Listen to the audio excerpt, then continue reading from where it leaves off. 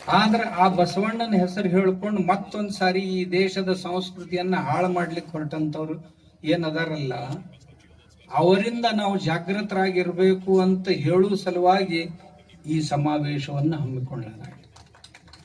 ಯಾಕೆಂದ್ರೆ ಒಂದು ಕಡೆ ನಾನು ಯಾವಾಗಲೂ ಹೇಳ್ತಿರ್ತೀನಿ ಇದೇ ಮಾತನ್ನ, 800 ವರ್ಷಗಳ ಹಿಂದೆ ಬಸವಣ್ಣ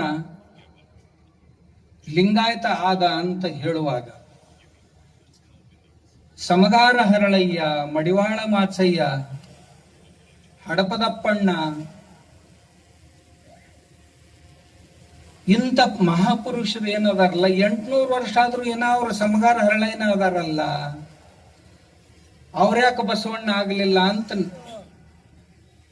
ನಮ್ಮ ಈ ವೇದಿಕೆ ಕಳಕಳಿ.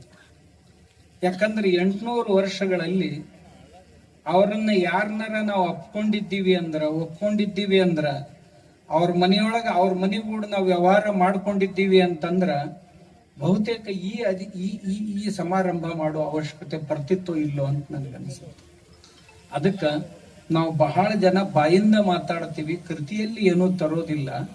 ಅಂಥ ಬಾಯಿ ಮಾತುಗರು ಅಂತ ಏನದಾರ ಬಸವಣ್ಣನ ಹೆಸರು ಹೇಳಿ ಬಸವಣ್ಣನವರ ಹೆಸರನ್ನ ಕೆಡಿಸೋಕ್ ಹೊಂಟಾರಲ್ಲ, ಅದಕ್ಕೆ ಅವರ ಮುಖವಾಡವನ್ನ ಒಳಗ ಸೂಡೋ ಸೆಕ್ಯುಲರಿಸಂ, ಒಳಗ ಧರ್ಮ ಒಡೆಯುವ ಹುನ್ನಾರ, ದೊಡ್ಡ ದೊಡ್ಡ ಸಮಾಜಗಳನ್ನ ಒಡೆಯುವಂತ ಹುನ್ನಾರ, ಇವೆಲ್ಲವುಗಳನ್ನ ಒಳಗಿಟ್ಕೊಂಡು ಮೇಲೆ ಬಸವಣ್ಣನ ಮುಖವಾಡವನ್ನ ಹಾಕೊಂಡೇನ್ ತಿರುಗಾಡಕ್ ಬಂದಾರಲ್ಲ, ಇವ್ರ ಮುಖವಾಡವನ್ನ ಕಳಿಸುವುದೇ ಈ ಸಮಾರಂಭದ ಮುಖ್ಯ ಉದ್ದೇಶ.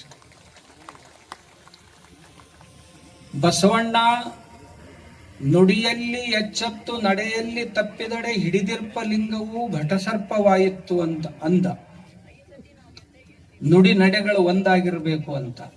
ಆದ್ರೆ ಇವತ್ತಿನ ದಿವಸ ಬಸವಣ್ಣನ ಹೆಸರು ಹೇಳ್ಕೊಂಡು ಹೊಟ್ಟೆ ತುಂಬಿಸ್ಕೊಳಕ್ ಹೊಂಟ ಜನ ಏನದಾರ, ಆಡುವುದೊಂದು ಮಾಡುವುದೊಂದು. ಅವರ ಆಡುವಿಕೆ ಒಂದು ಬೇರೆ, ಮಾಡುವಿಕೆ ಒಂದು ಬೇರೆ ಅಂತ ಅನ್ನೋದನ್ನ ತಮಗೆ ತಿಳಿಸ್ಕೊಡೋದಕ್ಕಾಗಿನೇ ಈ ಸಮಾವೇಶದ ಆಯೋಜನೆ. ಮತ್ಯಾವ ಉದ್ದೇಶನೂ ಇಲ್ಲ. ನನಗೆ ಈಗ ಬಂದ ಕೂಡಲೇ ನಮ್ಮ ಅನ್ನದಾನೇಶ್ವರ ಶ್ರೀಗಳು ಕೇಳಿದ್ರು, ಗದಗಿನಲ್ಲಿ ಈ ಕಾರ್ಯಕ್ರಮ ಯಾಕೆ ಹಮ್ಮಿಕೊಂಡಿರಿ ಅಂತ ಕೇಳಿದ್ರು. ನಾನು ಪೂಜ್ಯರಿಗೆ ಹೇಳಿದೆ, ಗದಗಿನ ಜನರು ಬಂದರ್ರಿ ಮಾಡೋಣ ಅಂದ್ರು, ಅದಕ್ಕೆ ಹಮ್ಮಿಕೊಂಡಿವಿ ಅಂದೆ. ಯಾಕೆ ಹಮ್ಮಿಕೊಂಡಾರ ಅನ್ನೋದನ್ನು ತಮ್ಗೆ ಹೇಳ್ಬೇಕಂತ ತಿಳ್ಕೊಂಡು ನನಗೆ ಈಗ ಅನಿಸ್ತು. ಎರಡನೇದಾಗಿ ಬಸವಣ್ಣನ ತತ್ವವನ್ನ ತುಂಬಾ ಜನ ಹೇಳ್ತೀವಿ, ಅದನ್ನ ಆಚರಣೆಯಲ್ಲಿ ತರೋದಕ್ಕಾಗಿ ಪ್ರಯತ್ನ ಮಾಡೋಣ ಅಂತ ಹೇಳೋದಕ್ಕಾಗಿಯೇ ನಾವು ಈ ಸಭೆಯನ್ನ ಆಯೋಜನೆ ಮಾಡಿದ್ದು. ಆಮೇಲೆ ಹಿಂದೂ ಧರ್ಮವನ್ನ ಛಿದ್ರಗೊಳಿಸಲು ಹೊರಟಿರುವಂತ ಈ ಕ್ಷುದ್ರ ಶಕ್ತಿಗಳಂತೇನಿವೆ, ಇವುಗಳ ಶಕ್ತಿಯನ್ನ ಕ್ಷೀಣಗೊಳಿಸುವುದಕ್ಕಾಗಿ ಇಂಥ ಧರ್ಮ ಸಭೆಗಳು ಆಯೋಜನೆಗೊಳ್ಳುವುದು ಅತ್ಯಂತ ಅವಶ್ಯಕ ಅನ್ನುವ ದೃಷ್ಟಿಯಿಂದ ಈ ಸಭೆಯ ಆಯೋಜನೆಯಾಗಿದೆ. ನಾವು ಎಲ್ಲರೂ ಸಹಿತ, ನಾವು ಚಾಣಕ್ಯ ಒಂದು ಮಾತು ಹೇಳ್ತಿದ್ದ, ದೇಶ ಕೆಟ್ಟವರಿಂದ ಹಾಳಾಗಿಲ್ಲ, ಆದ್ರೆ ಸಜ್ಜನರ ಮೌನ ಮತ್ತು ಸಜ್ಜನರ ನಿಷ್ಕ್ರಿಯತೆಯಿಂದ ದೇಶ ಹಾಳಾಗುತ್ತೆ. ಆದ್ದರಿಂದ ಸಜ್ಜನರಾದವರು ನಿಷ್ಕ್ರಿಯರಾಗಬಾರ್ದು, ಸಜ್ಜನ ಶಕ್ತಿ ಒಂದ್ ಕಡೆ ಕೂಡಬೇಕು. ನಾವೆಲ್ಲರೂ ಹಿಂದೂ ಧರ್ಮದ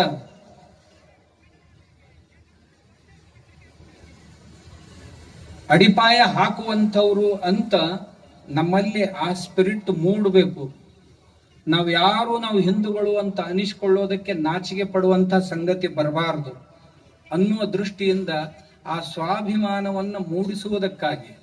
ಯಾಕಂದ್ರೆ ಇತ್ತೀಚೆಗೆ ಲಿಂಗಾಯತರು ಹಿಂದೂಗಳಲ್ಲ ಅಂತ ಹೇಳ್ಕೊಂತ ಹೊಂಟಾರ. ಅವ್ರದ್ದೇನು ಕಮ್ಯುನಿಸ್ಟರ್ದು ಒಂದು ಕೆಲಸ ಇರ್ತದೆ, ಒಂದೇ ಸುಳ್ಳು 100 ಸಾರಿ ಹೇಳಿದೆವು ಅಂದ್ರೆ ಎಂದರ ಒಂದ್ ದಿವ್ಸ ಖರೆ ಆಕೈತೆ.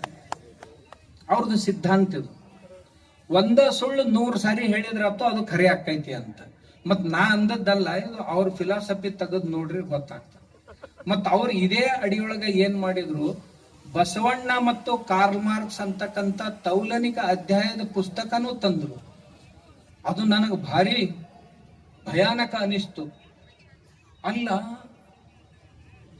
ಆಕಳ ಕದ್ಕೊಂಡು ಹೋಗೋವರಿಗೆ ಕರಾನು ಒಯ್ದು ಕೊಟ್ಟು ಬಾ ಅಂತ ಹೇಳುವಂತ ದಯಾಳುವಾದ ಬಸವಣ್ಣ ಕಳ್ಳ ಬಂದು ಮನೆಯೊಳಗ ಕಳ್ಳತನ ಮಾಡುತ್ತಾ ಇರುವಾಗ ಅವಾಗ ತ್ರಾಸ ಆಕೈತಿ ಬಿಚ್ಚಿ ಕೊಡು ಅಂತ ತಿಳ್ಕೊಂಡು ಹೆಂಡತಿಗೆ ತನ್ನ ಸರಗಳನ್ನೇ ಕೊಡಿಸುವಂತ ದಯಾಳು ಬಸವಣ್ಣ ಆ ಬಸವಣ್ಣನ ಕಾರ್ಮಾರ್ಕ್ಸನಿಗೆ ಹೋಲಿಸ್ಲಿಕ್ಕೆ ಹೊರಟ್ರಲ್ಪ. ಬಸವಣ್ಣ ನೀನ್ ಏನಾರ ಮಾಡಿ ಒಯ್ದಿಡೋರು ಅದಾರ ಇವ್ರು. ನಮ್ಗೊಬ್ಬರು ಸ್ವಾಮಿಗಳಂದ್ರು, ನೀವು ಆ ಬಾಂಸೇಫದ ಅಧ್ಯಕ್ಷದಾನ ಅರವಿಂದ್ ಮೇಶ್ರಾಮ್ ಅಂತ ಅವನ್ ಭಾಷಣ ಕೇಳ್ಬೇಕು, ನೀವು ಬದ್ಲಾಕಿರಿ ಅಂತ ನನ್ಗೊಬ್ಬರು ಸ್ವಾಮಿಗಳು ಅಂದ್ರು. ನಾ ಸ್ವಾಮಿಗಳಿಗೆಂದೆ, ಕುರುಗಳ ಅಂತ ಭಾಷಣಗಳನ್ನ ಬಹಳ ಕೇಳಿನಿ, ನಾ ಏನ ಬದಲಾಗಿಲ್ಲ, ನೀವ್ ಹೆಂಗ್ ಬದಲಾದ್ರಿ ಅಂತ ಕೇಳಿದ್ ನಾನು. ಅವ್ ಕುಂಡಿಲ್ದ ಗಿಂಡ್ ಎಕಡೆ ಬೇಕ ಕಡೆ ಹೊಳತಿರ್ತಾವ, ಅದಕ್ಕೇನ್ ಮಾಡಕ.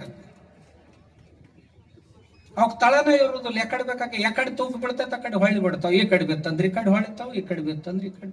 ಅವಕ್ಕೇನ್ ಮಾಡಕ್ಕಾಕೈತಿ, ಏನು ಮಾಡಕ್ಕಾಗುದಿಲ್ಲ. ಆದ್ರ ನಮ್ಮ ದೇಶ, ನಮ್ಮ ದೇವರು, ನಮ್ಮ ಧರ್ಮ, ನಮ್ಮ ಮನಿ ದೇವ್ರದಾವ್, ನಮ್ಮ ಇಷ್ಟ ದೇವ್ರದಾವ್, ನಮ್ಮ ಕುಲ ದೇವ್ರದಾವ್, ನಮ್ಮ ಊರೊಳಗ ಗ್ರಾಮ ದೇವತೆಗಳದಾವು. ಇವೆಲ್ಲವುಗಳನ್ನ ನಿಭಾಯಿಸ್ಕೊಂಡು ಸಾವಿರ ಸಾವಿರ ವರ್ಷಗಳಿಂದ ನಮ್ಮ ಸಮಾಜ ಒಗ್ಗಟ್ಟಾಗಿ ಬಾಳ್ತಾ ಬಂದಿದೆ. ಇಂಥ ಒಗ್ಗಟ್ಟಾದ ಸಮಾಜವನ್ನು ಒಡೆಯಲಿಕ್ಕೆ ಯಾರೇ ಬಂದರೂ ಸಹಿತ ತಡೆಯೋದಕ್ಕೆ ನಾವೆಲ್ಲರೂ ಸದಾಕಾಲ ಸಿದ್ಧರಾಗಿರ್ಬೇಕು ಅನ್ನೋದನ್ನ ತಿಳಿಸೋದಕ್ಕಾಗಿಯೇ ಈ ಸಭೆ ಅಂತ. ಅವ್ರು ಯಾವಾಗರ ತಮಗೆ ಬುದ್ಧಿಭ್ರಮೆ ಮಾಡ್ತಿರ್ತಾರೆ.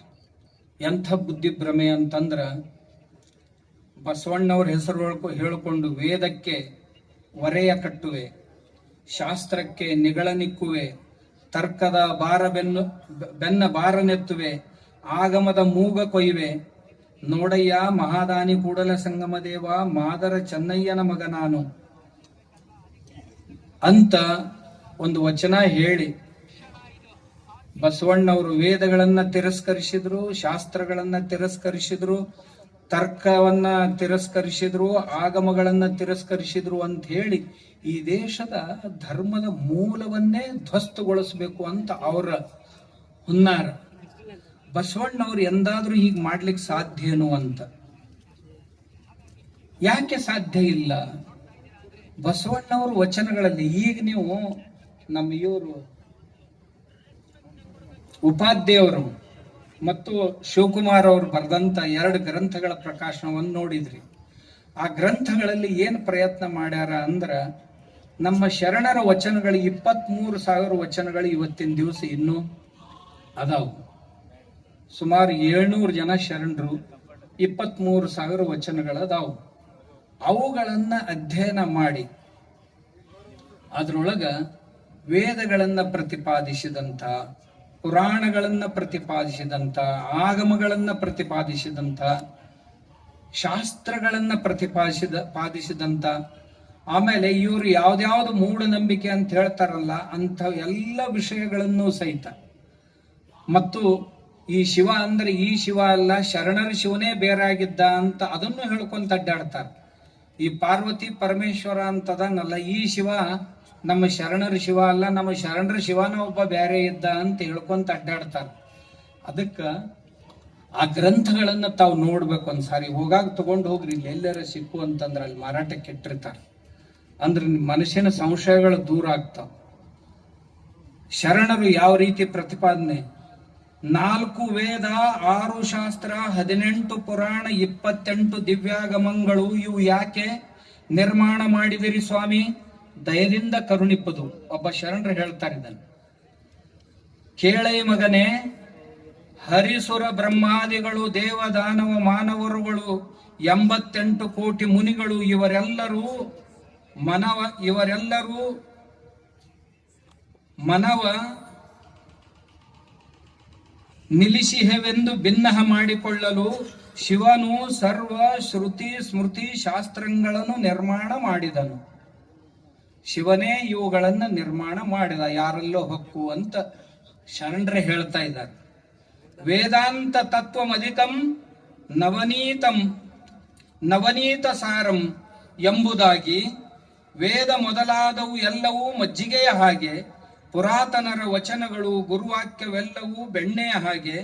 ಈ ಗುರುವಾಕ್ಯವಿಡಿದು ಲಿಂಗದಲ್ಲಿ ಮನವ ನಿಲ್ಲಿಸಿದೆ, ನಿಲ್ಲಿಸಿದಡೆ ಸರ್ವಶಾಸ್ತ್ರ ಬೇಕೆ, ಮನವು ಲಿಂಗದಲ್ಲಿ ನಿಲ್ಲದಿರ್ದೊಡೆ ಏನು ಮಾಡಿದರೂ ನಿಷ್ಫಲ. ಇದನ್ನು ಜ್ಞಾನಿಗಳು ತಿಳಿದು ಗುರುಕಾರುಣ್ಯ ಕೃಪೆಯಿಂದ ತಿಳಿದು ಲಿಂಗದಲ್ಲಿ ಬೆರೆದು ಲಿಂಗವೇ ತಾನಾಗಿ ಜ್ಯೋತಿ ಜ್ಯೋತಿಯ ಕೂಡಿದಂತೆ ನಿಜಲಿಂಗೈಕ್ಯವಾದರು ಎಂದಾತ ನಮ್ಮ ಶಾಂತ ಕೂಡಲ ಸಂಗಮ ದೇವ. ಶರಣರೇ ಹೇಳಿದಂತ ಮಾತು. ಇದನ್ನ ಇವನ್ ಯಾಕೆ ಬರೆದ್ರಪ್ಪ? ವೇದಗಳನ್ನ 4 ಋಗ್ವೇದ, ಯಜುರ್ವೇದ, ಸಾಮವೇದ, ಅಥರ್ವವೇದ, ಆಮೇಲೆ 28 ಆಗಮಗಳು, 6 ಶಾಸ್ತ್ರಗಳು,